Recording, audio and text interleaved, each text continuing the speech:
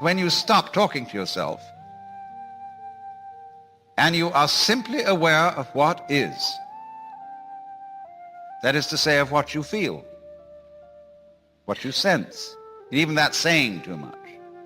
You suddenly find that the past and the future have completely disappeared. So also have disappeared the so-called differentiation between the knower and the known, the subject and the object, the feeler and the feeling, the thinker and the thought. They just aren't there. Because you have to talk to yourself to maintain those things. They're purely conceptual. They're ideas. They're phantoms, ghosts. So when you allow thinking to stop, all that goes away. And you find you're in an eternal here and now. And there's nowhere you're supposed to be. There's nothing you're supposed to do. There's nowhere you're supposed to go, because in order to think you're supposed to do something, you have to think. And so it's incredibly important to unthink at least once a day for the very preservation of the intellectual life. So if we stop that temporarily and get our mind clear of thoughts, we become, as Jesus said, again as children, and get a direct view of the world, which is very useful once you're an adult. It's not much you can do with it when you're a baby, because everybody pushes you around. And you know, they pick you up and sit you there, they sit you there. And you can't do much except practice contemplation. Only you can't tell anyone what it's like.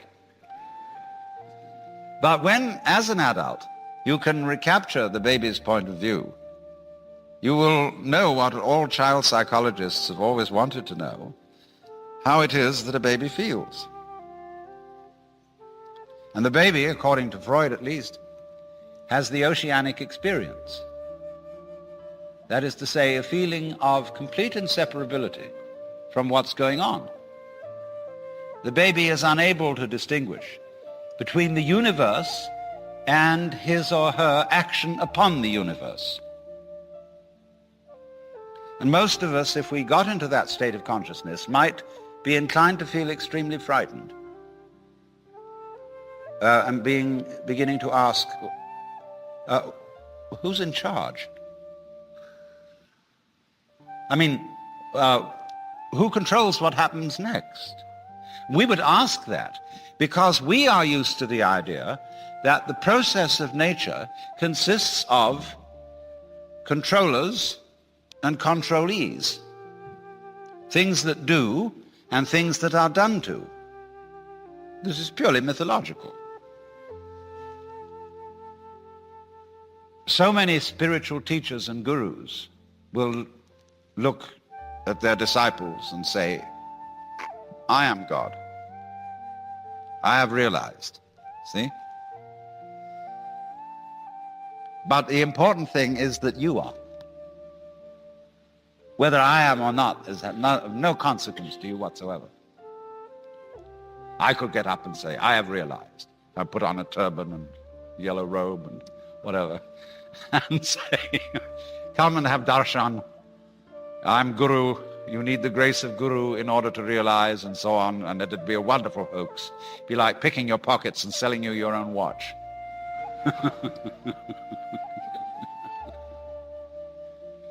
But the point is, you are. Now, what are we saying when we say that? We're obviously saying something very important. Alas and alack, there is no way of defining it. That is to say, going any further into words about it. See, when a philosopher hears such a statement as tattvamasi, you are it, or there is only the eternal now, the philosopher says, I don't see why you're so excited about it. What do you mean by that? And that he asks that question because he wants to continue in a word game. He doesn't want to go on into an experiential dimension. He wants to go on arguing because that's his trip. And all these great mystical statements mean nothing whatsoever. They're ultimate statements. Just as, the trees and the clouds and the mountains and the stars have no meaning because they're not words. Words have meaning because they're symbols, because they point to something other than themselves. But the stars, like music, only bad music has any meaning. Classical music never has a meaning. And to understand it, you must simply listen to it and observe its beautiful patterns, go into its complexity. So, when your mind, that is to say your verbal systems, get to the end of their tether, that is to say, when they arrive at the meaningless statement, here is the critical point. And the method of jnana yoga is to exercise one's intellect to its limits, so that you get to the point where you have no further questions to ask. You can do this in philosophy study if you've got the right kind of teacher who shows you that all philosophical opinions whatsoever are false. Or at least, if not false, extremely partial. And so you feel a kind of intellectual vertigo, which is called in a Zen Buddhist poem, above not a tile to cover the head, below not an inch of ground to stand on. Well, where are you then?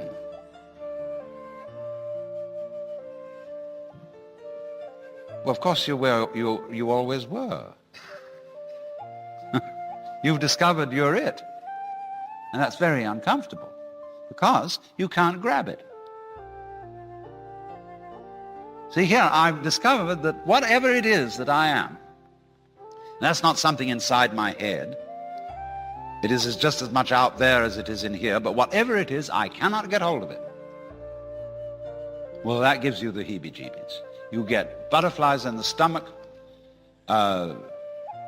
anxiety, traumas, and all kinds of things.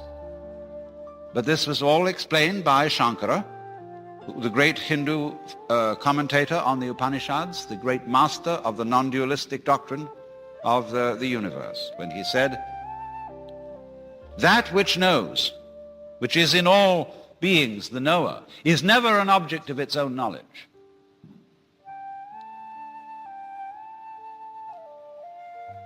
So therefore, to everyone who is in quest of the supreme kick,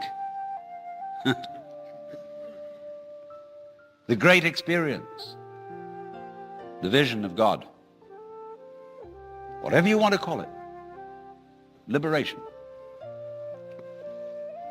When you think that you're not it, any old guru can sell you on a method to find it.